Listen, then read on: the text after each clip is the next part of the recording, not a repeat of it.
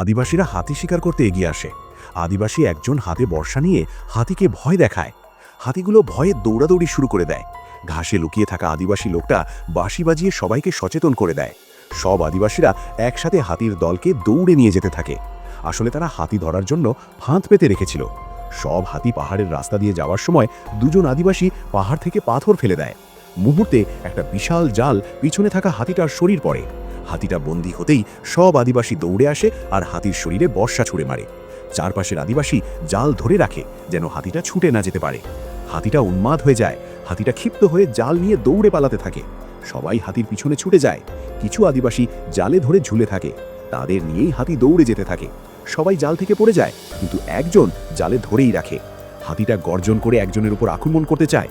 ঠিক তখনই আদিবাসী ছেলেটা হাতির দিকে বর্শা ছুঁড়ে মারে। হাতি রেগে ছেলেটার দিকে আসতে থাকে। তখনই ছেলেটা আবার একটা বর্শা নিয়ে হাতিকে মারতে চায়, কিন্তু বর্শা পাথরে আটকে যায়। ছেলেটা বর্শা ছাড়াতে পারে না, বর্শা পাথরে আটকে থাকে। হাতিটা ছেলেটার কাছে এগিয়ে আসতেই বর্শার ওপর ধাক্কা খায় আর নিয়ন্ত্রণ হারিয়ে মাটিতে পড়ে যায়। তখনই বাকি আদিবাসীরা এসে হাজির হয়।